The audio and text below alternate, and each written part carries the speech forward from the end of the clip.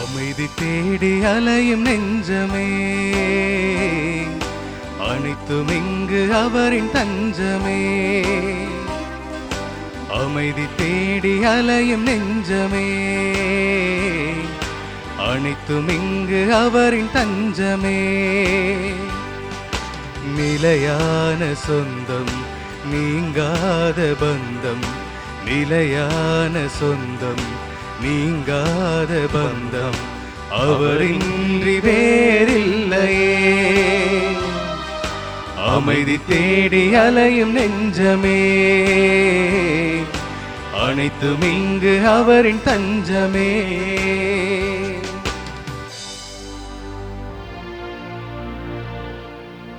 தந்தை மகன் தூய் ஆவியாரின் பெயராலே ஆமென். நம் ஆண்டவராகிய இயேசு கிறிஸ்துவின் அருளும் கடவுளின் அன்பும் தூய் ஆவியாரின் நட்புறவும் உங்கள் அனைவரோடும் இருப்பதாக. உம் ஆன்மாவோடும் இருப்பதாக.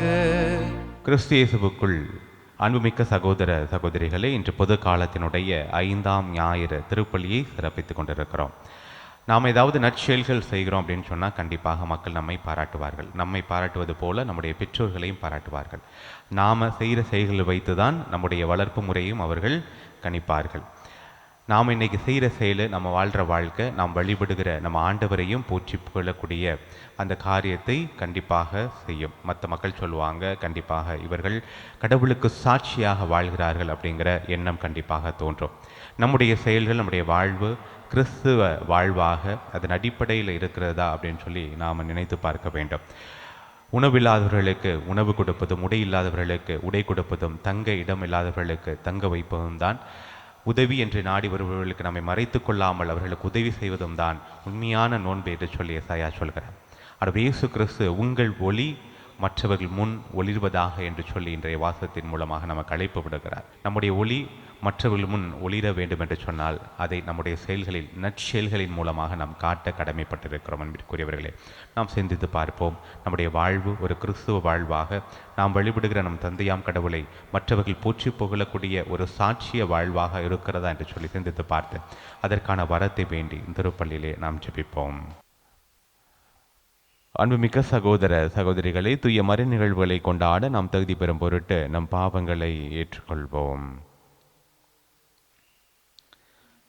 எல்லாம் வல்ல இறைவனிடமும் சகோதர சகோதரிகளே, உங்களிடமும் நான் பாவியென ஏற்றுக்கொள்கிறேன். ஏனெனில் என் சிந்தனையாலும் சொல்லாலும் செயலாலும் கடமையில் தவறுதலாலும் பாவங்கள் பல செய்தேன். என் பாவமே, என் பாவமே, என் பெரும் பாவமே. ஆகையால் எப்பொழுதும் கன்னியான புனித மரியாவையும் வானதூதர் புனிதர் அனைவரையும் சகோதர சகோதரிகளே உங்களையும் நம் இறைவனாகிய ஆண்டவரிடம் எனக்காக வேண்டிக் கொள்ள மன்றாடுகிறேன். எல்லாம் வல்ல இறைவன் நம்மீது இரக்கம் வைத்து நம் பாவங்களை மன்னித்து நம்மை நிலை வாழ்வுக்கு அழைத்துச் செல்வாராக. ஆமென்.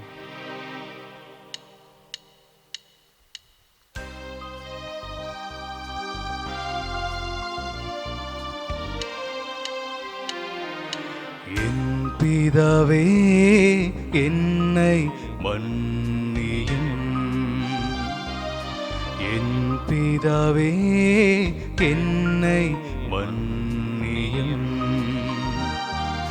இயேசுவே, என்னை இரட்சியும்.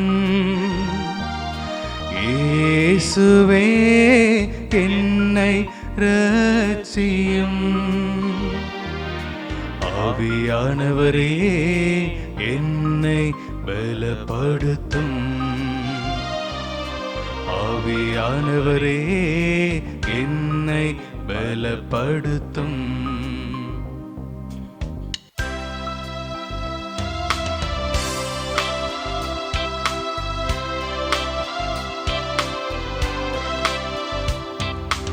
உன்னதங்களிலே கடவுளுக்கு மாட்சி உண்டாகுக.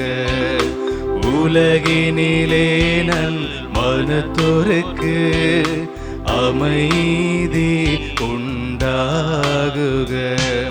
புகழ்கின்றோம் யாம் உம்மையே, வாழ்த்துகின்றோம் இறைவனே. உமக்கு ஆராதனை புரிந்து உம்மை மாட்சிப்படுத்துகின்றோம் யாம்.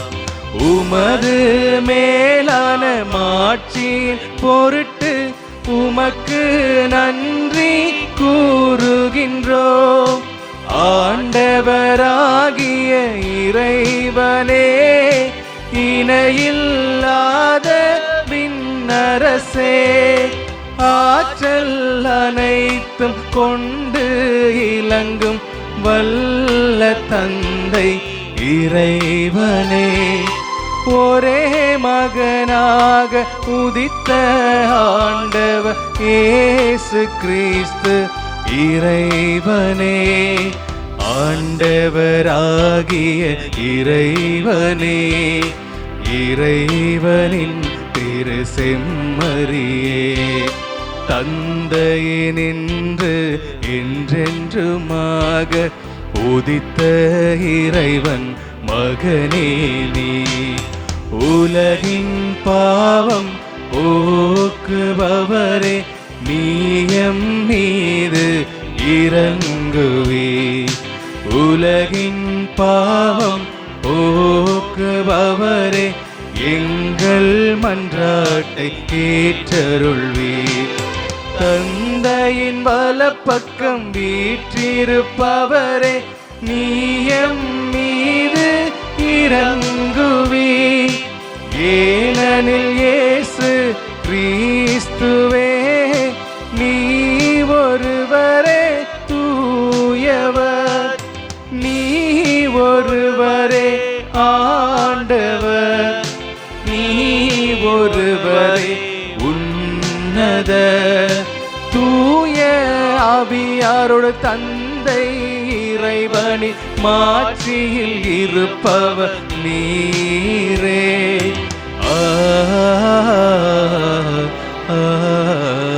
ஆமென். ஜெபிப்போமாக. ஆண்டவரே, உமது குடும்பத்தை இடையராது பரிபிரக்கத்தால் காத்தருள உம்மை வேண்டுகின்றோம். அதனால் விண்ணக அருளை மட்டும் எதிர்நோக்கியுள்ள இக்குடும்பம் உமது நிலையான பாதுகாவலால் என்றும் உறுதியை அடைவதாக. உமோடு தூயாவையின் ஒன்றிப்பில் இறைவனாய் என்றென்றும் வாழ்ந்து ஆட்சி செய்கின்ற எங்கள் ஆண்டவராகிய இயேசு கிறிஸ்து வழியாக உம்மை மன்றாடுகின்றோம்.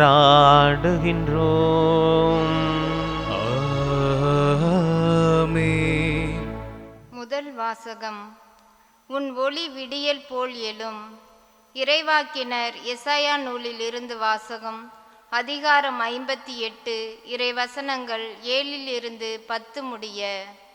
ஆண்டவர் கூறுவது: பசித்தோருக்கு உங்கள் உணவை பகிர்ந்து கொடுப்பதும், தங்க இடமில்லா வறியோரை உங்கள் இல்லத்திற்கு அழைத்து வருவதும், உடையற்றோரை காணும்போது அவர்களுக்கு உடுக்க கொடுப்பதும், உங்கள் இனத்தாருக்கு உங்களை மறைத்து கொள்ளாதிருப்பதுமன்றோ நான் விரும்பும் நோன்பு. அப்பொழுது உன் ஒளி விடியல் போல் எழும். விரைவில் உனக்கு நலமான வாழ்வு துளிர்க்கும். உன் நேர்மை உனக்கு முன் செல்லும். ஆண்டவரின் மாட்சி உனக்கு பின் சென்று காக்கும். அப்போது நீ ஆண்டவரை மன்றாடுவாய், அவர் உனக்கு பதிலளிப்பார். நீ கூக்குரல் இடுவாய், அவர் இதோ நான் என மறுமொழி தருவார். உன்னிடையே இருக்கும் நுகத்தை அகற்றிவிட்டு சுட்டிக்காட்டி குற்றம் சாட்டுவதையும் பொல்லாதென பேசுவதையும் நிறுத்திவிட்டு, பசித்திருப்போருக்காக உன்னையே கையளித்து வறியோரின் தேவையை நிறைவு செய்வாயானால், இருள் நடுவே உன் ஒளி உதிக்கும். இருண்ட உன் நிலை நண்பகல் போல் ஆகும். ஆண்டவரின் அருள்வாக்கு. இறைவனுக்கு நன்றி. அனைவரும் பாட வேண்டிய பதிலுரை. ஆண்டவருக்கு அஞ்சுவோர் இருளில் ஒளியென மிளிர்வார். ஆண்டவருக்கு அஞ்சுவோர் இருளில் ஒளியென மிளிர்வார். ஆண்டவருக்கு அஞ்சுவோர் இருளில் ஒளியென மிளிர்வார். ஆண்டவருக்கு அஞ்சுவோர் இருளில் ஒளியென மிளிர்வார். இருளில் ஒளியென அவர்கள் நேர்மையுள்ளோரிடையே மிளிர்வார்.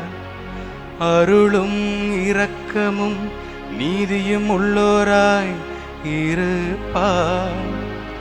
மனம் இறங்கி கடன் கொடுக்கும் மனிதர் நன்மை அடைவார். அவர்கள் தம் அலுவலகங்களில் நீதியுடன் செயல்படுவார். ஆண்டவருக்கு அஞ்சுவோர் இருளில் ஒளியென மிளிர்வார். எந்நாளும் அவர்கள் அசைவுறார். நேர்மையுள்ளோர் மக்கள் மனதில் என்றும் வாழ்வார். தீமையென செய்தி எதுவும் அவர்களை அச்சுறுத்தாது. ஆண்டவரில் நம்பிக்கை கொள்வதால் அவர்கள் இதயம் உறுதியாயிருக்கும். ஆண்டவருக்கு அஞ்சுவோர் இருளில் ஒளியென மிளிர்வார்.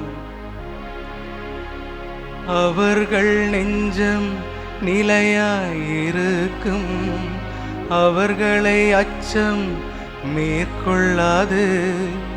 அவர்கள் வாரி வழங்கினார் ஏழைகளுக்கு ஈந்தன. அவர்களது நீதி என்றென்றும் நிலைத்திருக்கும். அவர்களது வலிமை மாட்சியுடன் மேலோங்கும். ஆண்டவருக்கு அஞ்சுவோர் இருளில் ஒளியென மிளிர்வார். ஆண்டவருக்கு அஞ்சுவோர் இருளில் ஒளியென மிளிர்வார். இரண்டாம் வாசகம். கடவுளை பற்றிய மறைப்பொருளை உங்களுக்கு அறிவித்தேன். திருத்தூதர் பவுல் கொரிந்தியருக்கு எழுதிய முதல் திருமுகத்திலிருந்து வாசகம்.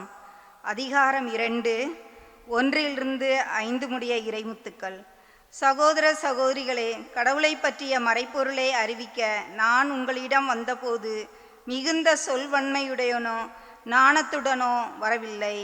நான் உங்களிடையே இருந்தபோது மெசியாவாகிய இயேசுவை தவிர, அதுவும் சிலுவையில் அறையப்பட்ட அவரை தவிர வேறு எதையும் அறிய வேண்டும் என்று நினைக்கவில்லை. நான் உங்கள் நடுவில் வலுவற்றவனாய் மிகுந்த அச்சத்தோடும் நடுக்கத்தோடும் இருந்தேன்.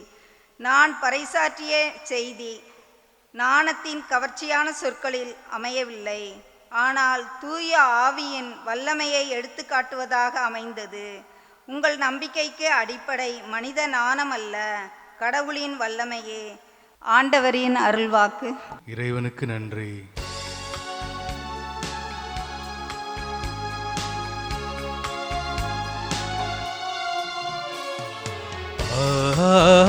அல்லேலூயா, அல்லேலூயா, அல்லேலூயா, அல்லேலூயா, அல்லேலூயா, அல்லேலூயா, அல்லேலூயா, அல்லேலூயா. உலகின் ஒளி நானே, என்னை பின்தொடர்பவர் இருளில் நடக்க மாட்டார், வாழ்வுக்கு வழிகாட்டும் ஒளியை கொண்டிருப்பார். அல்லேலூயா, அல்லேலூயா,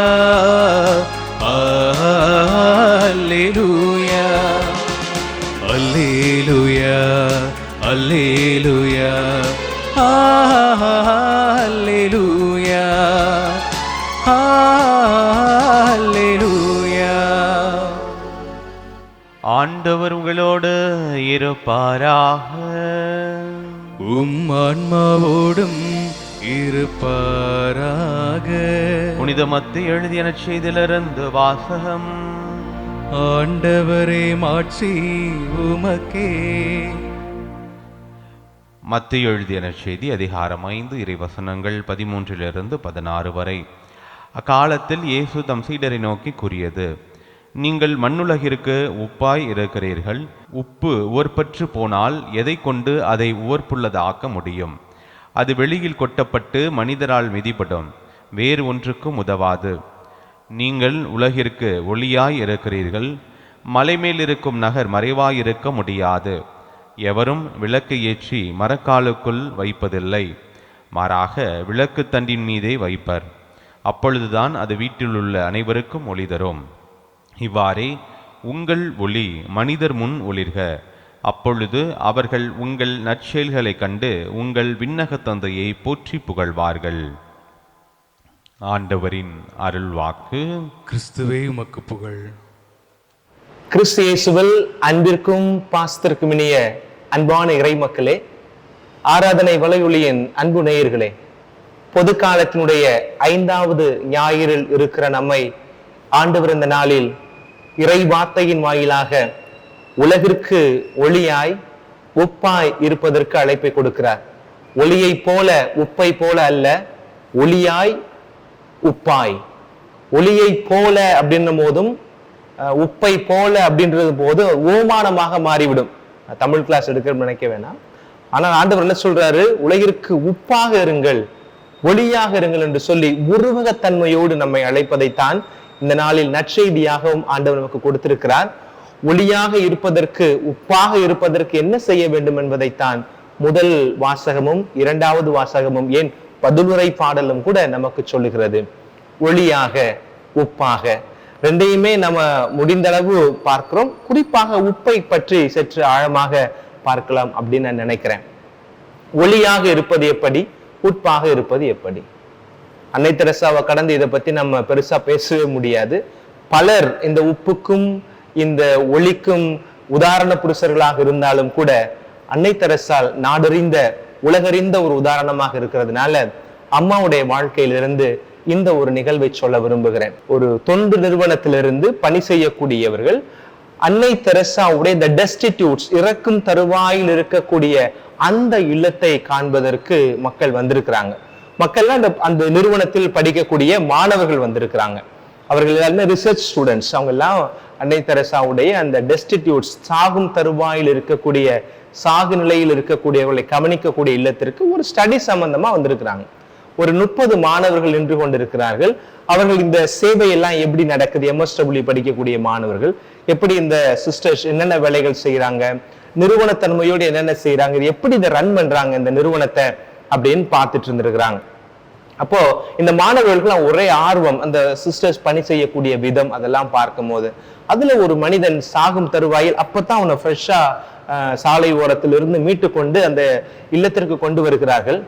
அந்த மனிதனை கொண்டு வந்த உடனே ஒரு சகோதரி ஓடோடி சென்று அந்த அழைத்து வரப்பட்ட சகோதரனை வாரி அணைத்து அவருக்கான உதவிகளை எல்லாம் செய்ய ஆரம்பிக்கிறார்கள். பஞ்சுகளை எடுத்து துடைத்து எடுத்து புதிய உடைகளை கொடுப்பதும், அவங்களை குளிக்க வைக்கிறதும், இந்த வேலைகள்லாம் செய்யறத அந்த மாணவர்கள் எல்லோரும் பார்த்து கொண்டிருக்கிறார்கள். ஒரு வழியாக ஒரு நாள் நிகழ்வு முடிகிறது. காலையிலிருந்து மாலை வரை அந்த அன்னை தெரசா இல்லத்தில் நடைபெறக்கூடிய அனைத்து காரியங்களையும், குறிப்பாக அவருடைய பணிகளை எல்லாம் பார்த்த மாணவர்கள் சார்ந்த ஒரு திறனாய்வுக்காக உட்கார்ந்து இருக்கிறாங்க. அப்போ அன்னை தெரசா தான் அந்த திறனாய்வு கூட்டத்தில் உட்கார்ந்து இருக்கிறாங்க. அம்மா கேட்டாங்களா, இன்றைக்கு என்ன பார்த்தீங்க, உங்களுடைய அனுபவத்தை பகிர்ந்து கொள்ளுங்கள் என்று சொன்னார்களாம். ஒவ்வொரு மாணவனும் மாணவியும் அன்றைய நாளில் அவனுக்குள் ஏற்பட்ட தாக்கத்தை சொல்லுகிறார்கள். உங்கள் சகோதரருடைய பணி வியப்புக்குரியதாக இருக்கிறது, இது எங்களாலாம் கற்பனை கூட செய்து பார்க்க முடியாது, மதம் ஜாதி எல்லாவற்றையும் கடந்து நீங்கள் பணி செய்கிறீர்கள், மனிதநேயத்தின் அடையாளமாக உங்கள் பணி இருக்கிறது என்று பலரும் பல காரியங்களை சொன்னார்களாம். அதில் ஒரு மாணவன் எழுந்து சொன்னானாம், எங்கள் குடும்பம், நான் ஒரு கடவுள் நம்பிக்கையற்ற ஏத்தியிஸ்ட், கடவுள் நம்பிக்கையற்ற குடும்பத்தில் பிறந்து வளர்ந்தவன், கடவுள் இல்லை என்பதை என் பெற்றோரை காட்டிலும் தீர்க்கமாக நம்பக்கூடியவன் நான். கடவுள் நம்பிக்கையற்றவனாக உங்களுடைய இல்லத்திற்குள் வந்தேன் அன்னையே, இப்போது கடவுள் நம்பிக்கை உடையவனாக இந்த இடத்தில் நான் போகிறேன். நீங்கள் எனக்குள் கடவுளை, ஒளியை, அந்த இறைமையை எனக்குள் ஏற்றி வைத்திருக்கிற ஒளி நீங்கள் அப்படின்னு சொன்னாராம். எவ்வளவு ஒரு ஆழமான ஒரு செய்தி பாருங்களேன். கடவுள் நம்பிக்கை இல்லாம நாங்க வந்தேன், நீங்கள் செய்கிற செயல்களை எல்லாம் பார்க்கிற பொழுது நீங்கள் நம்புகிற கடவுள் உயிருள்ள கடவுள், உங்களுடைய நம்பிக்கையில் வெளிப்படுகிற இந்த செயல்தான் உண்மையான இறைமை என்பதை கண்டுகொண்டேன். கடவுள் நம்பிக்கையற்ற இருந்த நான் இன்று முதல் கடவுளை நான் ஏற்றுக்கொள்கிறேன் அப்படின்னு அவர் சொன்னாராம். அன்னை தெரசாவுடைய வழிவந்து நின்று செயல்படக்கூடிய அத்துணை சகோதரர்களும் கிறிஸ்துவை உலகத்திற்கு அடையாளப்படுத்தக்கூடிய ஒளியாக இருக்கிறார்கள். கிறிஸ்துவை உலகத்திற்கு தந்து உவர்ப்பை தரக்கூடிய உப்பாக இருக்கிறார்கள் என்பதுதான் இந்த நிகழ்வு நமக்கு சொல்லுகிற செய்தி. கிட்டத்தட்ட ஒரு நாளைக்கு 1,20,000 பேர் அன்னை தெரசாவுடைய சபையின் வாயிலாக, இந்த சிஸ்டர்ஸ் ஆஃப் சேரிட்டி சபையின் வாயிலாக பலன்படக்கூடியவர்களாக இருக்கிறார்கள். இன்றைக்கு உலகம் முழுவதும் 4,500 அருட்சகோதரிகள் இருக்கிறார்கள். 4,500 அருட்சகோதரிகள் கிட்டத்தட்ட 800 இல்லங்களையும் 1000க்கும் மேற்பட்ட மருத்துவமனைகளையும் சிறு பெரு மருத்துவமனைகளையும் நடத்தக்கூடியவர்களாக இருந்து இந்த உலகத்திற்கு கிறிஸ்துவை பிரதிநிதித்துவப்படுத்தக்கூடிய, கிறிஸ்துவை பிரதிபலிக்கக்கூடிய ஒளியாக, உப்பாக இருக்கிறார்கள் என்பது கத்தோலிக்க திருச்சபைக்கு மிகவும் மகிமை தரக்கூடிய, பெருமை தரக்கூடிய காரியமாக இருக்கிறது. இன்றைய நாள் நற்செய்தியில பார்க்கிற பொழுது 2 உருவக செய்தி வருகிறது. ஒரு பக்கம் ஒளி செல்கிறது, மறுபக்கம் இந்த உப்பும் நமக்கு அடையாளப்படுத்தப்பட்டிருக்கிறது. ஒளியை பற்றி நிறைய காரியங்கள் விவிலியத்தில் இருக்கிறது, நீங்கள் நிறைய கேட்டிருப்பீங்க. காரணம், ஆண்டவரை சொல்லுகிறாரு, ஐ ஆம் த லைட், நானே உலகின் ஒளி அப்படின்னு சொல்லியிருக்கிறார். அதையும் கடந்து தொடக்கத்துல கடவுள் படைக்கிற பொழுது ஒளியை படைத்தார் அப்படின்னா நம்ம நிறைய ஒளியை பத்தி நம்ம நிறைய கேட்டிருப்போம். அதனால இந்த ஒளியின் தன்மையை காட்டிலும் அந்த உப்பின் தன்மையை சற்று விவிலிய பின்னணியோடு பார்க்கலாம் என்று நான் நினைக்கிறேன். முக்கியமாக இந்த உப்பானது ஏன்ஷியன் காலத்துல, தொடக்க காலங்கள், அந்த பண்டைய காலங்களில் இருந்து உப்பு என்கிற வார்த்தை ஒரு மதிப்புமிக்க ஒரு காரியமாக பார்க்கப்பட்டிருக்கிறது. ஒரு பண்டமாற்றுக்கு முக்கியமான ஒரு காரியமாகவும் இந்த உப்பானது பார்க்கப்பட்டிருக்கிறது. அதனாலதான் சொல்லுவாங்க, விவிலியத்துல மட்டுமே மொத்தமாக பழைய ஏற்பாடு புதிய ஏற்பாடு பிரித்து பார்த்தோம்னா பழைய ஏற்பாட்டில் மட்டுமே 40 இடங்களில உப்பை பற்றிய குறிப்பு இருக்கிறது. உப்பு என்கிற வார்த்தை பயன்படுத்தப்பட்டிருக்கிறது. அப்போ பழைய ஏற்பாட்டு அடிப்படையில உப்பிட்ட பொருட்களை தான் கடவுளுக்கு அந்த நாட்கள் என்ன செஞ்சிருக்கிறாங்க, கடவுளுக்கு படைத்திருக்கிறார்கள் என்று சொல்லப்பட்டிருக்கிறது. லேவியர் புத்தகம் 2வது அதிகாரத்தில் இருக்கிற 13வது வசனத்தை நீங்க வாசிச்சீங்கன்னா நான் சொல்லுகிற இந்த செய்திக்கான விவிலிய பின்னணி உங்களுக்கு புரியும். அதோடு கடவுளும் ஆரோனும், அதாவது கடவுள் ஆரோனோடு ஏற்படுத்தி கொண்ட செய்து கொண்ட உடன்படிக்கையை உப்பின் மீதுதான் செய்திருக்கிறார் என்று விவிலியம் நமக்கு சொல்லுகிறது. எண்ணிக்கை புத்தகம் 18வது அதிகாரத்தில் இருக்கிற 19வது வசனத்தை நீங்க வாசிங்கன்னா இந்த பின்னணி உங்களுக்கு புலப்படும். அதே நேரத்துல பிறந்த குழந்தைக்கு உப்பு நீரில் குளிர்பாட்டக்கூடிய குளியல் கொடுக்கக்கூடிய பழக்கம் பழைய ஏற்பாட்டில் இருந்ததாக எசேக்கியேல் புத்தகம் 16வது அதிகாரத்தில் இருக்கிற அந்த 7வது வசனத்தில் நமக்கு கொடுக்கப்பட்டிருக்கிறது. பாத்தீங்களா? அப்ப எவ்வளவு பெரிய இந்த உப்பு என்பது விவிலியத்தில் எவ்வளவு முக்கியத்துவம் வாய்ந்ததாக நாம் பார்க்கிறோம். ஆங்கிலத்தில் ஒரு அருமையான ஒரு வசனம் ஒன்று, there is nothing more useful than the salt and sun. அப்போ இந்த உலகத்திலேயே ஒளியையும் உப்பையும் காட்டி உப்பை கடந்து பயனுள்ள காரியங்கள் எதுவுமே இல்லை.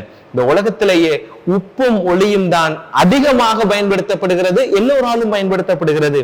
ஒளியை பயன்படுத்துறதுக்கு யாருக்கும் எந்த தடையுமே இல்லை. யாராவது உங்களை பிடித்து கொண்டு போய் சிறையில் அடைத்து, நம்ம காந்தியடிகள் அடைச்சு வச்சது போல, நெல்சன் மண்டேலாவை அடைத்து வைத்தது போல, தொடக்க காலத்தில் வேத கலாபனை காலத்துல தொடக்க காலத்தில் இந்த 3 நூற்றாண்டுகளில் எப்படி நம்முடைய கிறிஸ்தவர்களை அடைத்து கொண்டு போய் அந்த இருள் சூழ்ந்த இடத்தில், ஒளிபுகா இடத்தில் அடைத்து வைத்தார்களோ, அப்படி செய்தால் ஒளி எல்லோருக்கும் பொதுவானது, ஏழைக்கும் பொதுவானது, பணக்காரனுக்கும் பொதுவானது. இந்த நாட்டினன், இந்த இனத்தினன், உள்ளவன், இல்லாதவன், இப்படிப்பட்டவன், அப்படிப்பட்டவன், நல்லவன், தீயவன் என்று எந்த பாகுபாடுமே இல்லாமல் எல்லோருக்கும் கொடுக்கப்படுவதனால இந்த உலகத்திலேயே அதிகமாக பயன்படுத்தப்படக்கூடிய ஒரு பொருள் என்ன அப்படின்னா ஒரு காரியம் என்றால் அது ஒளியாகத்தான் இருக்க முடியும். 2வது உப்பு. ஏன் அப்படி சொல்றான், என்ன ஃபாதர் இப்படி சொல்றீங்க கேட்க கூடாது. உப்பு விலை மலிவு. எதற்காக? அது எல்லோராலும் பயன்படுத்தப்படக்கூடியதுனால், எல்லா காரியத்துக்குமே உப்பு தேவை அப்படின்றதுனால அதனுடைய ப்ரொடக்டிவிட்டி, அதனுடைய கிடைக்கக்கூடிய இடம் கடல் பரந்துபட்ட ஒன்றாக இருக்கிறதுனால அது எல்லோராலும் எல்லாவற்றிலும் எல்லா நேரங்களிலும் பயன்படுத்தப்படுகிறது. அதனால தான் ஆங்கிலத்தில் இப்படி ஒரு சொல்லாடலை பயன்படுத்துறாங்க. அது கிரேக்கத்தினுடைய பழமொழி, அது ஆங்கிலத்தில் எப்படி மொழிபெயர்த்திருக்கிறாங்க, there is nothing more useful than sun and salt. உங்கள்கிட்ட இருக்கிற எல்லா பொருளையும் எடுத்து வைத்துக் கொள்ளலாம். உங்களோட ஒரு லேப்டாப் இருக்கு, இந்த லேப்டாப்பை நான் எல்லா நேரம் பயன்படுத்த முடியாது, எல்லாத்துக்கும் பயன்படுத்த முடியாது. ஆமா, ஆனால் இந்த ஒளி எல்லோராலும் பயன்படுத்த முடியும், எல்லா நேரத்திலும் பயன்படுத்த முடியும். இந்த லேப்டாப்பை கொண்டு போய் நான் படிக்காத பாட்டிகிட்ட கொடுத்தேன்னா அவங்களுக்கு இதை பத்தி என்ன தெரியும்? சொல்லக்கூடாது, இருந்தாலும் சொல்றேன், நாய் பெற்ற தெங்கம்பழம் போல அப்படின்றாங்கல்ல. ஒரு பொருளினுடைய பயன்பாடு ஒருத்தருக்கு புரியல அப்படின்னா அவர்த்தம் அந்த பொருள் இருக்கிறதுனால ஒரு பயனும் இல்லை. அது போலத்தான், அதனாலதான் அந்த வார்த்தையை சொல்றாங்க, there is nothing more useful than sun and the light. ஒளியையும் உப்பையும் கடந்து இந்த உலகத்தில் பெரும்பாலான எல்லோராலும் பயன்படுத்தப்படக்கூடிய காரியம் ஒன்றுமே இல்லை. அதனால தான் பழைய ஏற்பாட்டுல உங்களுக்கு இத்தனை குறிப்புகளை சொல்றேன். எதுக்கு? உடன்படிக்கையினுடைய அடையாளமாக கூட உப்பு பயன்படுத்தி இருக்கிறார்கள். பிறந்த குழந்தைக்கு குளிப்பாட்டுவதற்கு பயன்படுத்துகிறார்கள், நோய் நீக்கும் தன்மை கொண்டிருக்கிறது என்பதனால். கடவுளுக்கு அர்ப்பணிக்கக்கூடிய அத்துணை காரியங்களிலும் உப்பு பயன்படுத்தப்பட்டிருப்பதாக பழைய ஏற்பாட்டில் நம்ம பார்க்கிறோம். இன்றைக்கு இதெல்லாம் விவிலியத்தின் அடிப்படையில பார்க்கிறோம். அறிவியல் பூர்வமா என்ன இருக்கிறது அப்படின்றத பார்க்கணும். உப்பு கடல்ல இருந்து எடுத்துட்டு வரப்படுகிறது. உப்பு கடல் தண்ணீரை கரைக்கு கொண்டு அதை பாய்ச்சி அதை உப்பளத்துல அதை போட்டு எடுத்து செய்யறாங்க அப்படின்றது ஒரு பெரிய நிறைய ஒரு ப்ராசஸ். நீங்க தூத்துக்குடி பக்கமா போனாலும் அல்லது இந்த ஈசிஆர் பக்கம் போனீங்கன்னா தமிழ்நாட்டுல பல இடங்கள்ல எப்படி உப்பு செய்யறாங்க அப்படின்னு செய்யறத பார்க்க முடியும். அதெல்லாம் சொல்லுவாங்க, உலகத்துல இருக்கிற வேலைகள்லயே மிக கடுமையான கொடுமையான வேலை உப்பளத்துல வேலை செய்யறது அப்படின்னு சொல்லுவாங்க. அப்படி அவ்வளவு கஷ்டமான ஒரு வேலைன்னு சொல்லுவாங்க. சரி, அது ஒரு பக்கம் வைங்க. இப்போ அறிவியல் பூர்வமா என்ன பாக்குறோம் அப்படின்னா, உப்பை சோடியம் அப்படின்னு சொல்லுவாங்கல்ல, NA, சோடியம் குளோரைடு தான் நம்ம பயன்படுத்துறோம், NaCl அப்படின்றத நம்ம பயன்படுத்துறோம். ஆனால் உப்பு அந்த சோடியம் அப்படின்னு சொல்றோம் பார்த்தீங்களா, அது தன்னகத்தே எக்ஸ்ட்ரீம்லி ஆக்டிவ், ரொம்ப அதை எளிமையாக பயன்படுத்த முடியாது. உப்பு சோடியம்ன்றது ரொம்ப ரியாக்டிவ் தன்மை கொண்ட ஒரு அமிலம், ஒரு காரப்பொருள் அப்படின்னு நீங்க வைத்துக் கொள்ளுங்களேன். அடுத்த பக்கம் குளோரின். உங்களுக்கு தெரியும், குளோரின் பவுடர் நீங்க வீடுகள்ல பாத்ரூம் கிளீன் பண்றதுக்கோ அல்லது துருப்பிடித்த பொருட்களை பயன்படுத்துறதுக்கோ பல நாட்களாக கரைபடிந்த ஒரு காரியத்தை நீங்க சுத்தம் பண்ண நினைக்கிற போது அந்த குளோரின் பவுடர் எல்லாம் நீங்க போடுறத நீங்க கேள்விப்பட்டிருப்பீங்க. இந்த ரெண்டு காம்பினேஷனும் சேரும் போது தான் நமக்கு உப்பு சோடியம் குளோரைடு நமக்கு கிடைக்கும், NaCl கிடைக்கிறது. அப்ப இதை வச்சு நம்ம பார்க்கும்போது என்ன தெரிகிறதுன்னா, உப்பு எப்போது மற்றொரு பொருளோடு கலக்கிறதோ அப்ப அதனுடைய காரத்தன்மை குறைந்து அது பயன்பாட்டுக்கு ஏதுவான ஒன்றாக மாறுகிறது என்பது உப்பினுடைய அடிப்படை மூலக்கூறுகளுடைய சத்திய வாக்காய் நமக்கு தெரிகிறது.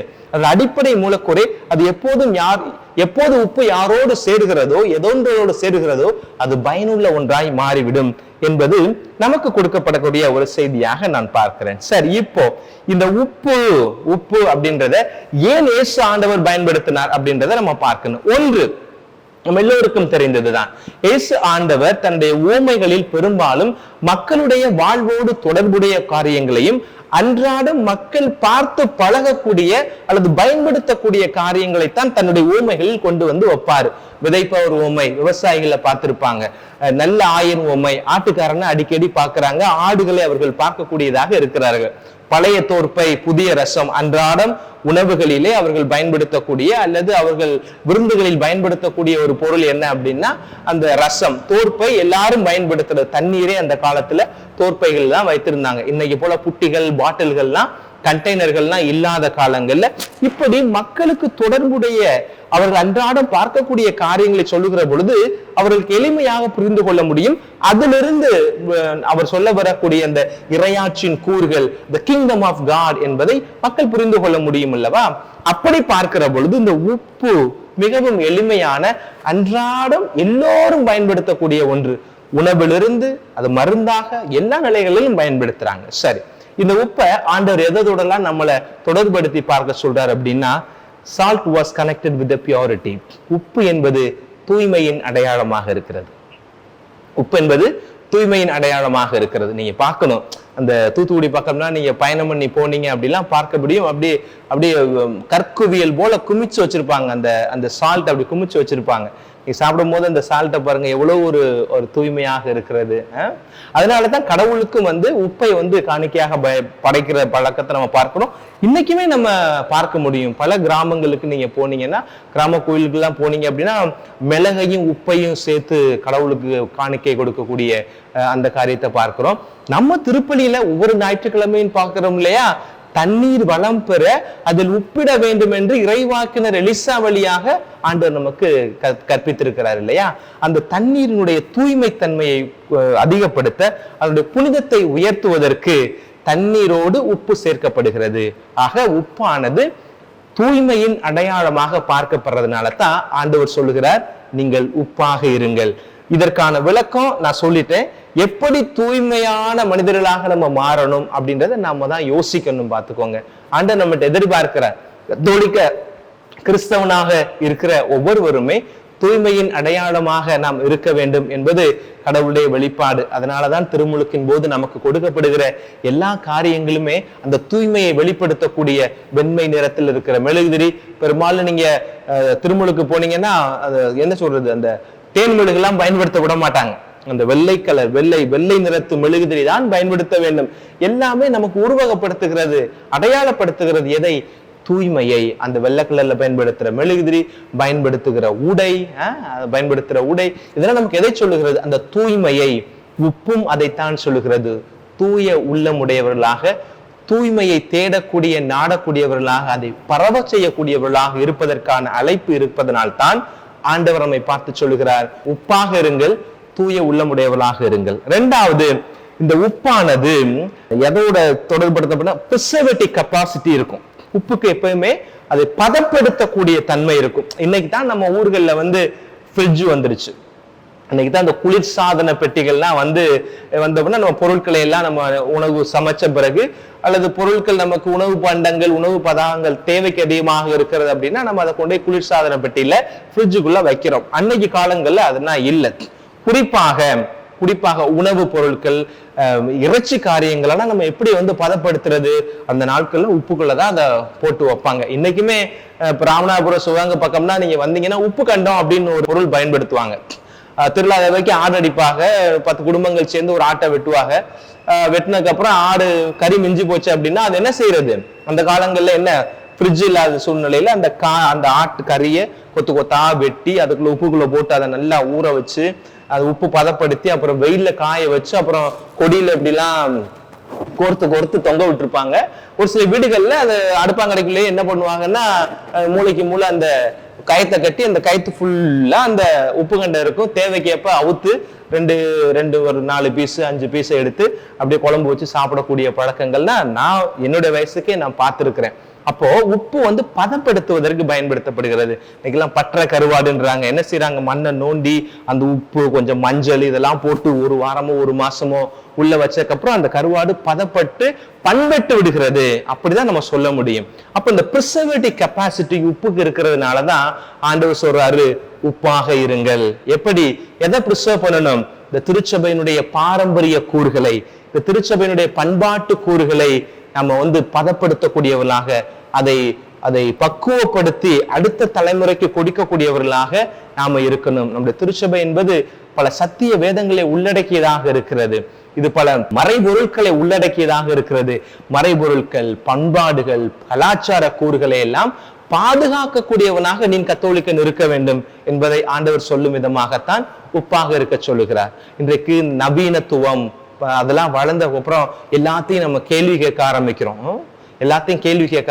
அவங்களுக்கு தான் இன்னைக்கு ஆண்டவர் சொல்றாரு, பிள்ளைகள் தான் இன்னைக்கு படித்து வந்ததுக்கு அப்புறம் எல்லாத்தையுமே அறிவியல் பூர்வமாக அணுகலாம் நினைக்கிறாங்க. எல்லாத்தையுமே ஆய்வு செய்து தெரிந்து கொள்ள வேண்டும் என்று நினைக்கிறார்கள். அதெல்லாம் தவறு. ஆய்வுக்கு உட்படுத்த வேண்டியதைத்தானே ஆய்வுக்கு உட்படுத்த வேண்டும். ஆண்டவர் சம்பந்தப்பட்ட காரியங்களை எல்லாம் அறிவை கடந்த ஞானத்தால் தான் தொட்டுணர்ந்து பார்த்து, அல்லது உள்ளத்தால் உணர்ந்து பார்த்து ஏற்றுக்கொள்ள வேண்டும். அப்படிப்பட்ட நிலையில இந்த திருச்சபையினுடைய பொக்கிஷங்களை, புனிதர்களுடைய வாழ்க்கை தத்துவங்களை, அருளடையாளத்தினுடைய அம்சங்களை எல்லாம் நாம் என்ன செய்ய வேண்டும்? பதப்படுத்தக்கூடியவர்களாக பிரிசர்வ் பண்ணி அடுத்த தலைமுறைக்கு கொடுக்கக்கூடியவர்களாக நாம் இருக்க வேண்டும். அப்படித்தான் நம்முடைய ஆதிகாலத்து கிறிஸ்தவர்கள் இருந்தார்கள். யாரு?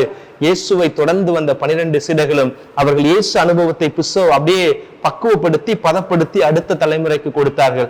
அவர்கள் தாங்கள் பெற்றதை அப்படியே பதப்படுத்தி அடுத்த தலைமுறைக்கு கொடுத்தார்கள். இது உப்பினுடைய தன்மை என்பதை ஆண்டவர் இந்த நாளில் சொல்லுகிறார். மூன்றாவதாக, உப்பானது எப்போதுமே சுவையூட்டக்கூடியதாக இருக்கும்.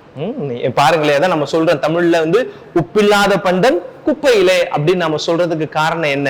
உப்பை வந்து ஒரு உணவோடு சேர்க்கிற பொழுது அதனுடைய சுவையே கூடும். பார்த்துக்கங்க, நீ என்னதான் இனிப்பு செஞ்சாலும், என்ன விதமான இனிப்பு செஞ்சாலும் கொஞ்சம் போல லைட்டா அந்த உப்பை சேர்க்கிற பொழுது அதனுடைய சுவையே வேற மாதிரி இருக்கும். நான் ஊர்ல இருக்கும் போதெல்லாம் ஒரு நாள் கூட அடுப்பாங்கடை பக்கம் போனதே இல்லை, அந்த சமயக்கட்டு பக்கம் நான் போனதே இல்லை. ஆனால் இங்க பிலிப்பைன்ஸ் வந்துட்டு இப்ப 2-3 வருஷம், முதல் வருஷம் நான் சமைச்சது இல்லை, 2ஆம் வருஷத்துல இருந்து நான் சமைக்க ஆரம்பிச்சேன்.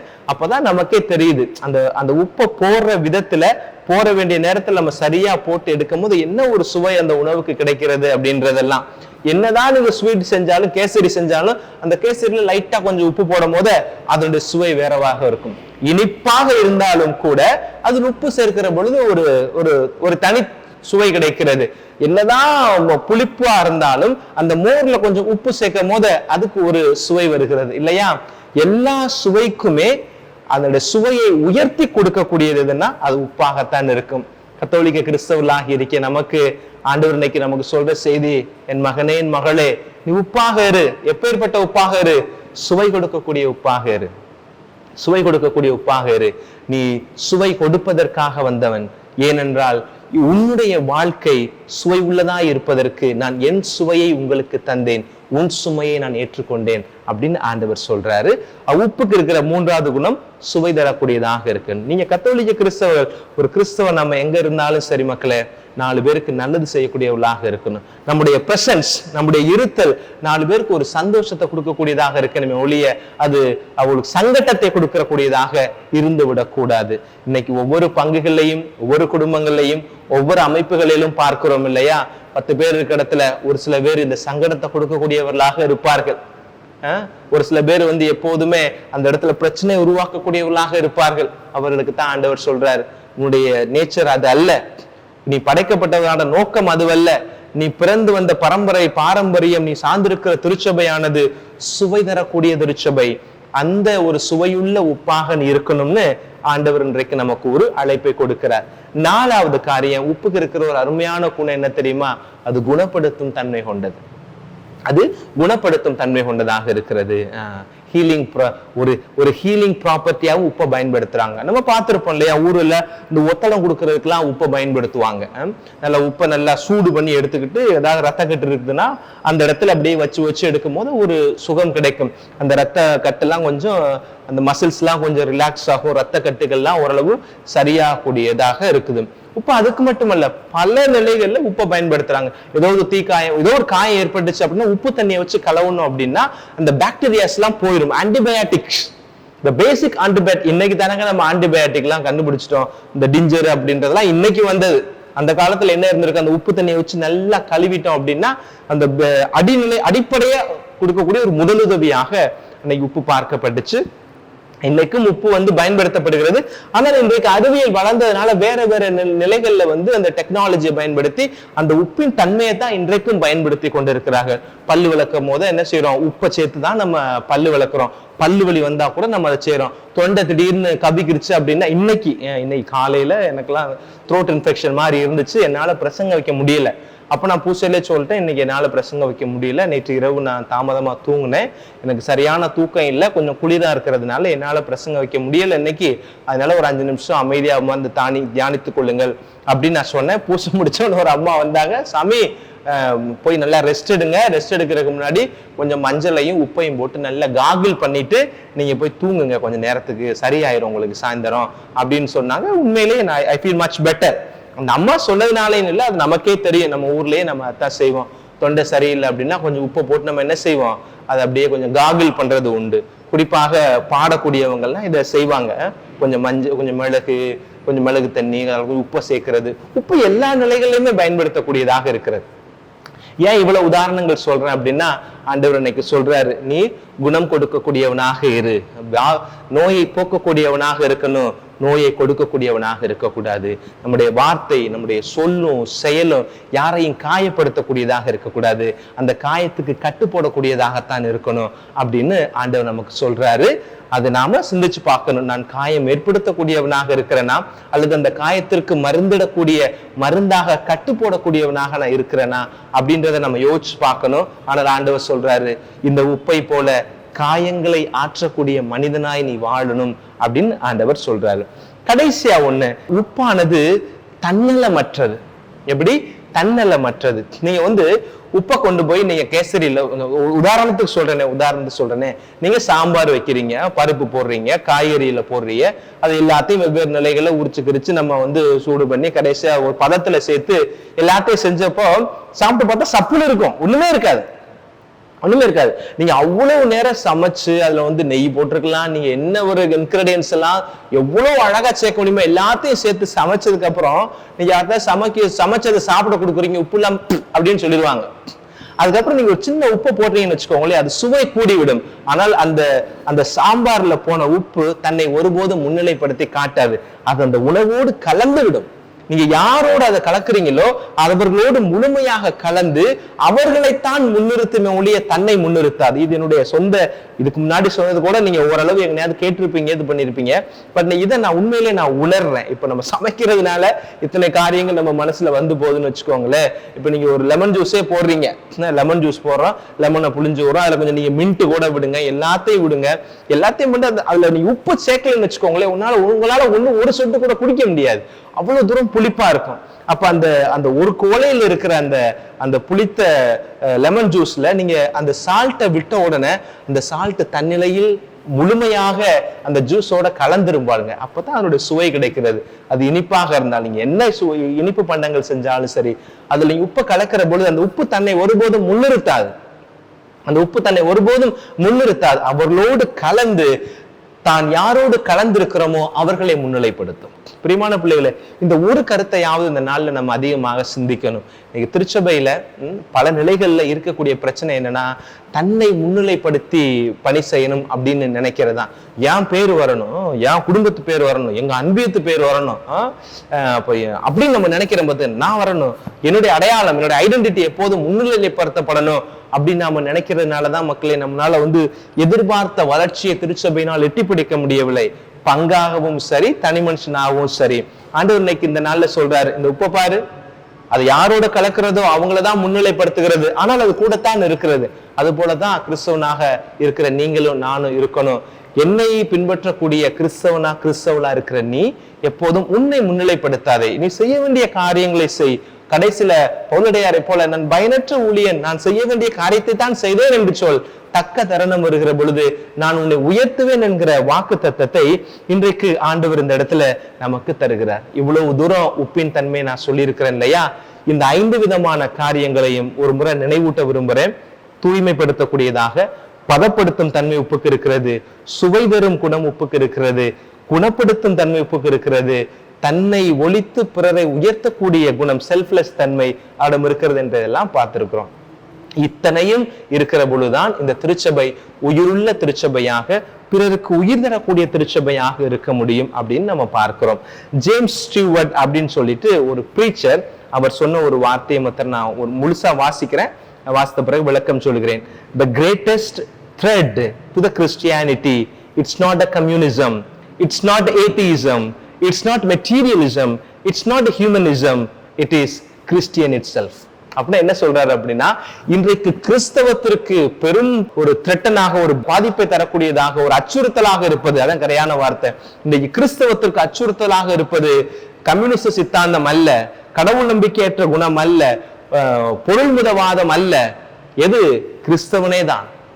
ஒரு கிறிஸ்தவனுடைய வாழ்க்கை துர்மாதிரியாக மாறுகிற பொழுது அது கிறிஸ்தவத்திற்கு எதிரானதாக, ஒரு அச்சுறுத்தலாக மாறிவிடுகிறது அப்படின்றத இந்த இடத்துல அவர் பதிவு செய்கிறார்.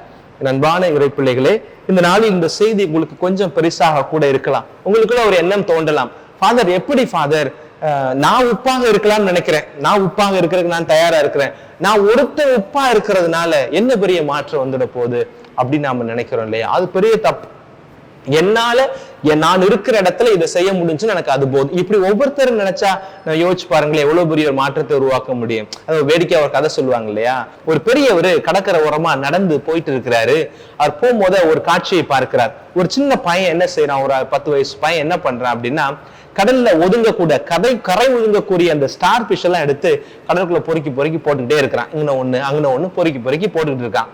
இதை பார்த்துக்கிட்டு இருந்த இந்த பெரியவர் அந்த பையன்கிட்ட போய் பேச ஆரம்பிக்கிறார். தம்பி நீ என்ன பண்ற அப்படின்னு சொல்லி கேட்கிறாரு. அதுக்கு அந்த பையன் சொன்னா, இந்த அலை என்ன செய்யுதுன்னா அந்த பிஷ்ஷை கரையில தள்ளி விடுது, நான் இந்த நட்சத்திர மீனை தூக்கி கடல்ல போட்டுக்கிட்டே இருக்கிறேன், அதை காப்பாத்திக்கிட்டு இருக்கிறேன் அப்படின்னு சொன்னானா. உடனே அந்த ஐயா சிரிச்சுட்டு அந்த பெரியவர் அந்த அறிவாளி என்ன சொல்றாரு அப்படின்னா, தம்பி இந்த கடற்கரை எவ்வளவு தூரம் தெரியுமா, உனக்கு எவ்வளவு பெருசு தெரியுமா, என்ன தெரியுமா, இது பல ரொம்ப தூரம் போகுது அப்படின்னு அது சொன்னாரு. இது பல 100 மைல் தூரம் போகக்கூடிய ஒரு கடல். இந்த கடல்ல பார்த்தோன்னா ஒவ்வொரு இடத்துலயும் பார்த்தோன்னா பல லட்சக்கணக்கான ஸ்டார் பிஷ் கரையில ஏறி கரை ஒதுங்குது. இந்த மீனை நீ காப்பாத்துற, அந்த மீனா யாரு காப்பாத்துவா அப்படின்னு சொல்லி கேட்டாராம். அந்த பையன் சொன்னானா, அந்த கரையில ஒதுங்குற மீன் அந்த பக்கம் ஒதுங்குற மீனை யார் காப்பாத்துறான்னு எனக்கு தெரியாது, ஏன்னா அது என் கண்ணுல படல. என் கண்ணுக்கு முன்னாடி 4 மீன் இந்த இடத்துல கரை ஒதுங்குது, அது சாக போகுது, அதை ஏன் நான் காப்பாற்ற கூடாது அப்படின்றதுனால நான் இந்த காரியத்தை செய்றேன். இது என்னுடைய கண்ணுக்கு பட்டு நான் செய்யறது போல கட்டாயம் அந்த பக்கம் யாராவது செய்வாங்க அப்படின்னு அந்த குழந்தை சொன்னிச்சான். என்ன ஒரு அழகான ஒரு செய்தி பாருங்க. ஒரு பெரியவர் கேட்கிறாரு, நீ இதை செய்யற, இது இவ்வளவு பெருசுல யார் செய்வான்னு கேட்கும் போத அந்த குழந்தை சொல்லுது, என் கண்ணுக்கு பட்டு என் சக்திக்கு உட்பட்ட என் எல்லைக்கு உட்பட்ட இந்த காரியத்தை நான் செய்வேன், மற்றதை யாராவது ஒருத்தர் செய்வாங்கன்னு நினைக்கிறாரு. பார்த்தீங்களா? அந்த குழந்தையினுடைய மனநிலையத்தான் இன்றைக்கு ஆண்டவர் இந்த உப்பை பற்றி நமக்கு சொன்ன செய்தியில் சொல்லுகிறார். எத்தனை பேர் செய்யறாங்க, அவங்க செய்யறாங்க, இவங்க செய்யறாங்கிறது முக்கியம் இல்லை. உன்னுடைய பார்வைக்கு, உன்னுடைய சக்திக்கு, உன்னுடைய எல்லைக்குள் ஒரு காரியம் நடைபெறுகிறது, அந்த இடத்துல நீ உப்பாக இருக்க முடியும், அதுக்கான வாய்ப்பு கிடைச்சா அதை நீ செய்து விடு அப்படின்றத ஆண்டவர் இந்த இடத்துல சொல்லுகிறார். பிரியமான பிள்ளைகளே, இந்த உப்பாக இருப்பதற்கு வாய்ப்புகள் பல இருக்கிறது. உங்களுக்கு தெரியுமான்னு தெரியல, நம்முடைய யூடியூப்ல கடந்த ஒரு வாரத்தில் நடந்த ஒரு அதிசய காரியம் என்ன அப்படின்னா, கிட்டத்தட்ட 1000க்கு மேற்பட்ட வீடியோஸ் நம்ம ஆராதனை வலையொலியில நம்ம போட்டிருக்கிறோம். இருந்தாலும் கடவுள் எங்களை ரெட்டிப்பா இல்ல பல மடங்கு நாங்கள் கற்பனைக்கும் எட்டாத விதத்தில் நம்முடைய ஆராதனை வலையொலியை ஆசீர்வதித்திருக்கிறார். எதனால தெரியுமா? உப்பாக ஒளியாக நம்முடைய ஆராதனை வலையொலியின் வாயிலாக நடைபெற்ற ஒரு காரியம் என்னன்னா, பல நாட்களுக்கு முன்னாடி, ஒரு மாசம் இருக்குன்னு நினைக்கிறேன், கிறிஸ்துமஸ்க்கு முன்னாடி நம்முடைய ஆராதனை வலையொலியின் சார்பா சாலை ஓரத்தில் இருக்கக்கூடிய பிச்சைக்காரர்களுக்கு, இரவல் பெற்று உண்ணக்கூடியவர்களுக்கு ஆராதனை மினிஸ்ட்ரிஸ், நம்ம ஒரு மினிஸ்ட்ரி ஆரம்பிச்சு நம்ம ஒரு பணியை செய்து கொண்டு இருக்கிறோம் இல்லையா?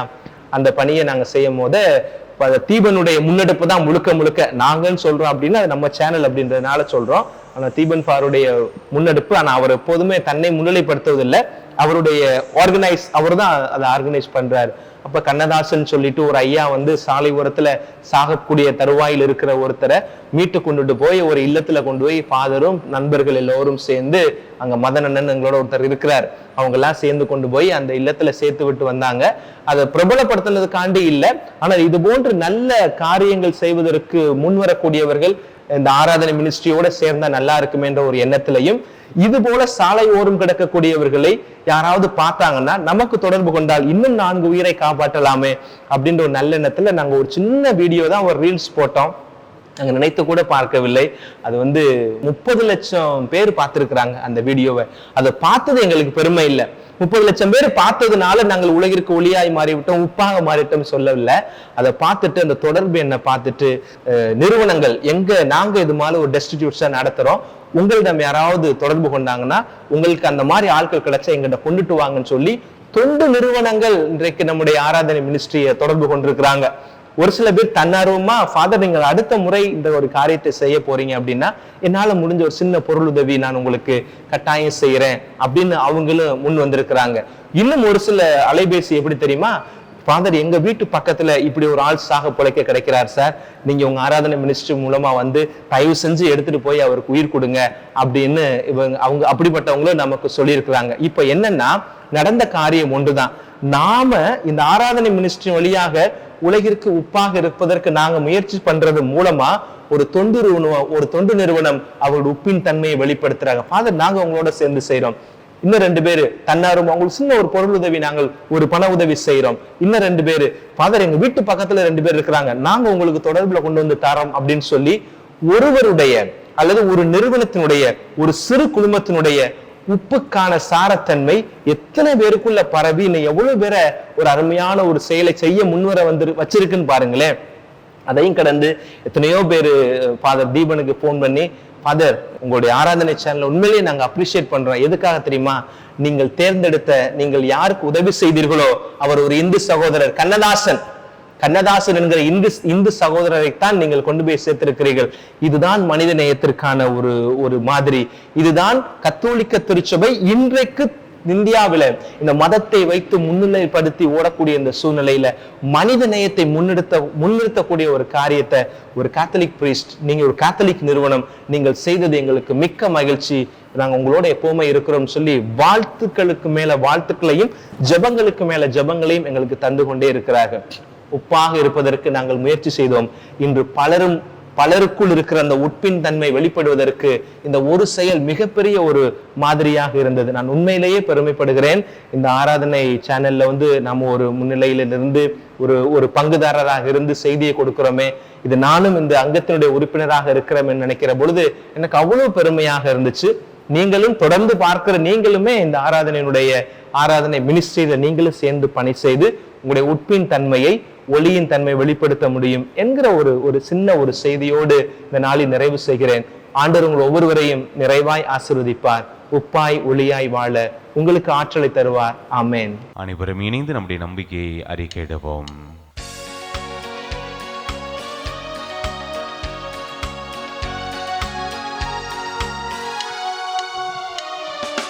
விண்ணையும் மண்ணையும் படைத்தவராம் கடவுள் ஒருவர் இருக்கின்றார். தந்தை மகன் துயராவியராய் ஒன்றாய் வாழ்வோரை நம்புகிறேன். தூய ஆவியின் வல்லமையால் இறைமகன் நமக்காய் மனிதரானார். கண்ணி மறியிடம் பிறந்தவராம் இயேசுவை உறுதிய நம்புகிறேன். லாத்துவின் ஆட்சியில் பாடுபட்டார், சிலுவையில் இறந்து அடக்கப்பட்டார். 3ஆம் நாளில் உயிர்த்தெழுந்தார், இறப்பின் மீது வெற்றி கொண்டார். விண்ணகம் வாழும் தந்தையிடம் அரியணை கொண்டு இருக்கின்றார். உலகம் முடியும் காலத்திலே நடுவாராய் திரும்பவும் வந்திடுவார். தூய ஆவியாரை நம்புகிறேன், பாரினில் அவர் துணை வேண்டுகிறேன். பாவ மன்னிப்பு தூய்மை பெற்று பரிகார வாழ்வில் நிலைத்திடுவே. திரு அவை உரைப்பதை நம்புகிறேன், புனிதர்கள் உறவை நம்புகிறேன். உடலின் உயிர்ப்பை நிலை வாழ்வை உறுதியுடனே நம்புகிறேன். ஆ ஆ ஆ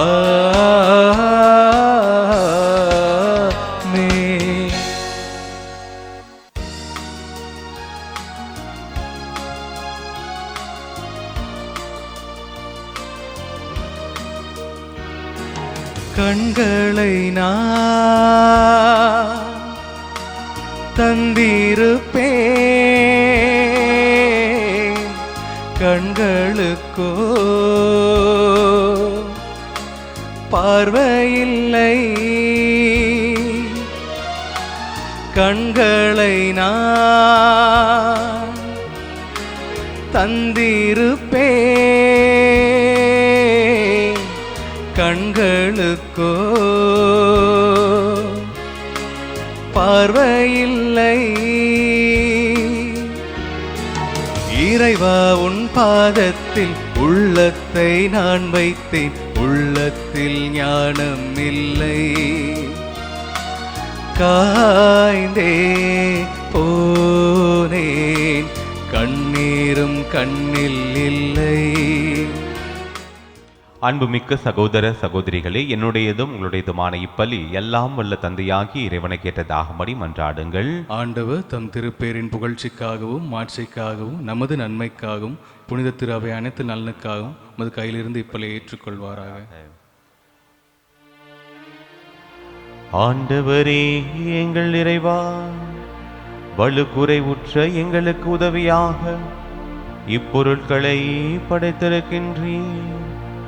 அதனால் இவை எங்களுக்கு நிலை வாழ்வின் அருள் அடையாளமாக மாறிட அருள் புரிவீராக. எங்கள் ஆண்டவராகிய இயேசு கிறிஸ்து வழியாக உம்மை மன்றாடுகின்றோம். ஆமென். ஆண்டவர் உங்களோடு இருப்பாராக. உம் ஆன்மாவோடும் இருப்பாராக. இதயங்களை மேலே எழுப்புங்கள். ஆண்டவரிடம் எழுப்பியுள்ளோம். நம் இறைவனாகிய ஆண்டவருக்கு நன்றி கூறுவோம். அது தகுதியும் நீதியும் ஆனதே. ஆண்டவரே, துயவரான தந்தையே, என்றும் உள்ள எல்லாம் வல்ல இறைவா, என்னாலும் எவ்விடத்திலும் நாங்கள் உமக்கு நன்றி செலுத்துவது மெய்யாகவே தகுதியும் நீதியுமாகும், எங்கள் கடமையும் மீட்புக்குரிய செயலுமாகும். ஏனெனில் நீர் எங்களுக்கு மீட்பரை அனுப்பும் அளவுக்கு உலகின் மீது பரிவன்பு கொண்டீர். அவர் பாவம் தவிர மற்ற அனைத்திலும் எங்களைப் போல இருக்க திருவுளம் கொண்டீர். இவ்வாறு நீர் உம் திருமகனிடம் செலுத்திய அன்பை எங்கள் மீதும் செலுத்தினீர். நாங்கள் கீழ்ப்படியாமையால் பாவம் செய்து இழந்த உம்முடைய கொடைகளை அவருடைய கீழ்ப்படிதலால் மீட்டு எங்களுக்கு அருளினீர். ஆகவே ஆண்டவரே, வானதூதர் புனிதர் அனைவரோடும் நாங்கள் சேர்ந்து உமது பெருமையை பறைசாற்றி அக்களிப்புடன் பாடுவதாவது: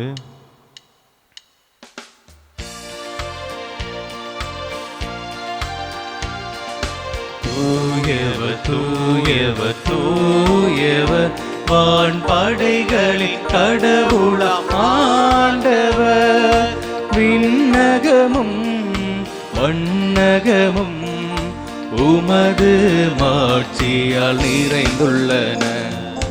உன்னதங்களிலே ஓசன்னா, உன்னதங்களிலே ஓசன்னா.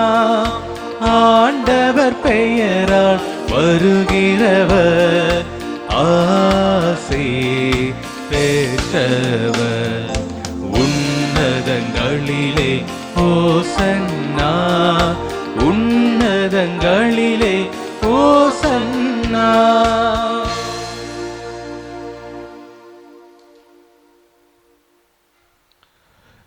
ஆண்டவரே, நிர்மையாகவே தூயவர், தூய்மையானத்துக்கு மூற்று. ஆகவே உம்முடைய ஆவியை பொழிந்தே காணிக்கைகளை தூய்மைப்படுத்த உம்மை வேண்டுகின்றோம். இவ்வாறு எங்கள் ஆண்டவர் இயேசு கிறிஸ்துவின் உடலும் இரத்தமுமாக எங்களுக்கு இவை மாறுவனவாக. அவர் பாடுபட உளம் கனிந்து துமை கையளித்த போது அப்பத்தை எடுத்து நன்றி செலுத்தி அதை பிட்டு தம் சீடருக்கு அளித்து அவர் கூறியதாவது: அனைவரும் இதிலிருந்து பெற்று உண்ணுங்கள், ஏனெனில் இது உங்களுக்காக கையளிக்கப்படும் என் உடல்.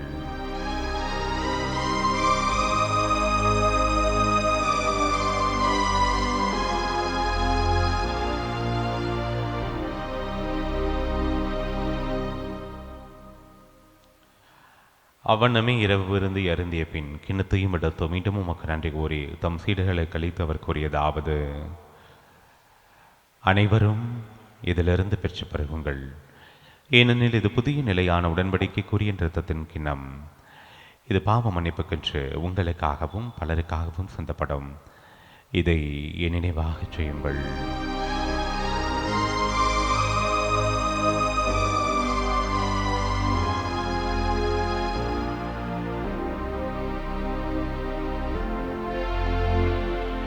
நம்பிக்கையின் மறை பொருள். ஆண்டவரே, நீ வருமளவும் உமது இறப்பினை அறிக்கையிடுகின்றோம். உமது உயிர்ப்பினையும் எடுத்துரைக்கின்றோம். ஆகவே ஆண்டவரே, நாங்கள் கிறிஸ்துவின் இறப்பினையும் உயிர்ப்பினையும் நினைவு கூர்ந்து வாழ்வு தரும் அப்பத்தையும் மீட்பளிக்கும் கிண்ணத்தையும் உமக்கு ஒப்புக் கொடுக்கின்றோம். திருமணன்று உமக்கு ஊழியம் புரிய தகுந்தவர்கள் என்னை ஏற்றுக்கொண்டீர். எனவே உமக்கு நன்றி செலுத்துகின்றோம். மேலும் கிறிஸ்துவின் உடலிலும் இரத்தத்திலும் பங்கு கொள்ளும் எங்களை தூய ஆவியார் ஒன்று சேர்க்க வேண்டும் என உம்மை தாழ்மையுடன் மன்றாடுகின்றோம். ஆண்டவரே, உலகெங்கும் பரவியிருக்கும் அது திரு அவையை நினைவு கூர்ந்தருளும். எங்கள் திருத்தந்தை லியோ, எங்கள் ஆயர் ஆரோக்கியராஜ், எல்லா திருநிலையினர் ஆகிய அனைவரோடும் உமது திரு அவை அன்பில் நிறைவு பெறச் செய்தருளும். உயிர்த்தெழும் எதிர்நோக்குடன் துயிலுள்ளும் எங்கள் சகோதர சகோதரிகளையும் இறந்தோர் அனைவரையும் இரக்கத்துடன் நினைவு கூர்ந்து உமது திருமுக ஒளியின் ஒளிச்சருளும் எங்கள் அனைவரும் மீதும் இரக்கமாயிரும். கடவுளின் கன்னித்தாயான புனித மரியா, அவருடைய கணவரான புனித யோசேப்பு, புனித திருத்தூதர்கள், இவ்வுலகிலும் உகந்தவராயிருந்தோர் ஆகிய புனிதர் அனைவருடனும் நாங்கள் நிலை வாழ்வில் பங்கொள்ளும் தகுதி பெற்று திருமகன் இயேசு கிறிஸ்து வழியாக உம்மை புகழ்ந்தேத்தும் வரமருள உம்மையும் மன்றாடுகின்றோம்.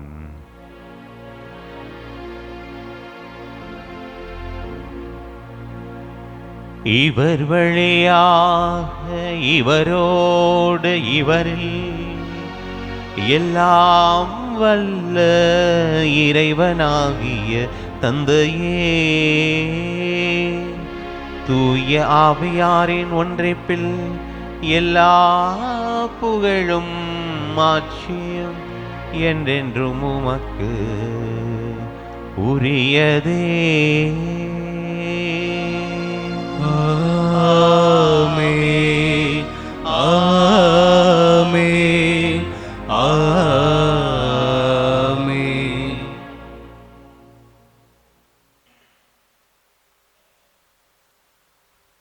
மீட்பரின் கட்டளையால் கற்பிக்கப்பட்டு இறைப்படிப்பினையால் பயிற்சி பெற்று நாம் துணிந்து சொல்வோம். விண்ணுலகில் இருக்கிற எங்கள் தந்தையே, உமது பெயர் தூயது என போற்றப் பெறுக. உமது ஆட்சி வருக. உமது திருவுள்ளம் விண்ணுலகில் நிறைவேறுவது போல மண்ணுலகிலும் நிறைவேறுக. எங்கள் அன்றாட உணவை இன்று எங்களுக்கு தாரும். எங்களுக்கு எதிராக குற்றம் செய்வோரை நாங்கள் மன்னிப்பது போல எங்கள் குற்றங்களை மன்னியும். எங்களை சோதனைக்கு உட்படுத்தாதையும், தீமையிலிருந்து எங்களை விடுவித்தருளும். ஆண்டவரே, தீமை அனைத்திலிருந்தும் எங்களை விடுவித்து எங்கள் வாழ்நாளில் அமைதியை கனிவுடன் அருளும் எமண்டாடுகின்றோம். உமது இரக்கத்தின் உதவியால் நாங்கள் பாவத்திலிருந்து எப்போதும் விடுதலை பெற்று யாதொரு கலக்கமின்றி நலமாயிருப்போமாக. நாங்கள் எதிர்நோக்கி இருக்கும் பெரின்பத்துக்காகவும் எமீட்பராகிய இயேசு கிறிஸ்துவின் வருகைக்காகவும் காத்திருக்கின்றோம். ஏனெனில் ஆட்சியும் வல்லமையும் ஆட்சியும் என்றென்றும் உமதே. ஆண்டவரே இயேசு கிறிஸ்துவே, அமைதியை உங்களுக்கு விட்டுச் செல்கின்றேன், என் அமைதியையே உங்களுக்கு அளிக்கின்றேன் என்றும் திருத்துதர்களுக்கு மொழிந்தீரே. எங்கள் பாவங்களை பாராமல் உமது திரு அவை நம்பிக்கையை கண்ணோக்கி உமது திருவுளத்திற்கு ஏற்பதற்கு அமைதியும் முற்றிலும் அளித்தருள்வீராக என்று வாழ்ந்து ஆட்சி செய்கின்றவர் நீரே. ஆமென். ஆண்டவருடைய அமைதி உங்கள் அனைவரோடும் என்றும் இருப்பதாக, ஆன்மாவோடும் இருப்பதாக. ஒருவருக்கொருவர் ஆண்டவருடைய அமைதியை மகிழ்ச்சியோடு பகிர்ந்து கொள்வோம்.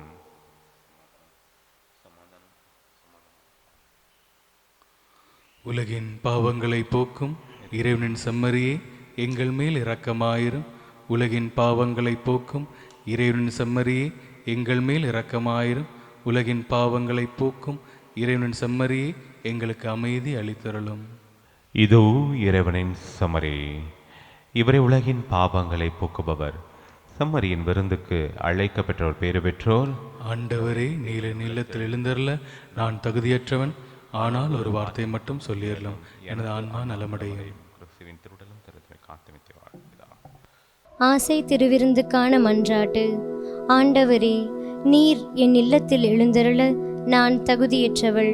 ஆனால் ஒரு வார்த்தை மட்டும் சொல்லியருளும் என்று நூற்றுவர் தலைவன் ஜெபித்தது போல நாங்களும் இப்போது உம் திருப்பாதம் பணிந்து வேண்டுகிறோம். இனிய இயேசுவே, நாங்கள் தகுதியற்றவர்களாய் இருந்தாலும் எங்கள் தகுதியின்மையை பாராமல் நீர் எங்கள் உள்ளங்களில் எழுந்து வாரும். உம் அன்பிலும் அருளிலும் நாங்கள் நிலைத்திருக்க எம்முள் எழுந்து வாரும். நன்மை செய்வதில் ஆர்வமுள்ளவர்களாய் தீமைகள் அனைத்திலிருந்தும் விடுதலை பெற்றவர்களாய் வாழவும் எங்களை வழிநடத்த வாரும். எல்லா நலன்களாலும் வளங்களாலும் எங்களை நிரப்ப வாரும். ஆமேன். நன்றி கூறி மன்றாடுவோமாக. இறைவா, ஒரே அப்பத்திலும் ஒரே கிண்ணத்திலும் நாங்கள் பங்கேற்க திருவுளமானீரே. அதனால் கிறிஸ்துவுக்குள் நாங்கள் ஒன்றிணைக்கப் பெற்று உலகின் மீட்புக்காக நற்கனி தந்து மகிழ்ந்து வாழ எங்களுக்கு அருள் புரிவீராக. எங்கள் ஆண்டவராகிய இயேசு கிறிஸ்து வழியாக உம்மை மன்றாடுகின்றோம். ஆமென். ஆண்டவர் உங்களோடு இருப்பாராக. உம் ஆன்மாவோடும் இருப்பாராக. எல்லாம் வல்ல இறைவன் தந்தை, மகன், தூய ஆவியார் உங்கள் ஒவ்வொருவரையும் நிறைவாக ஆசீர்வதிப்பாராக. ஆமென். சென்று வாருங்கள், திருப்பலி நிறைவேறிற்று. இறைவனுக்கு நன்றி.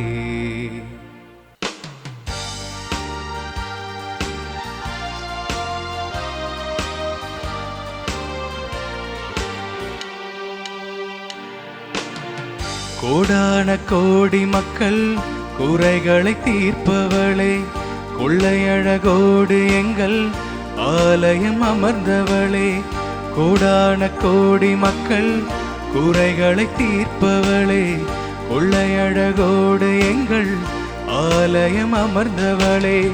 அம்மானி தேரினிலே பவனி வரும் போதினிலே ஒய்யாரமாக மன ஊர்வலமாய் போகிறதே. யாரும் இல்லா ஏழை எங்கள் தஞ்சம் நீயே தாயே. உம்மை நம்பி வந்தோம், எங்கள் உள்ளதையெல்லாம் தந்தோம். உந்தன் முகத்தை பார்க்கும்போது உள்ளம் மகிழுதே. உந்தன் நாமத்தை சொல்லும் போது நெஞ்சம் இனிக்குதே. அழகோவியமே எங்கள் அன்னை மரியே, உயிரோவியமே எங்கள் உள்ளங்கவர்ந்தவளே. உன் பார்வை சொல்லும் கருணையும் பாதமலரின் அருமையும், உன் பார்வை சொல்லும் கருணையும் பாதமலரின் அருமையும். அழகே அழகே எங்கள் அம்மா நீ அழகே.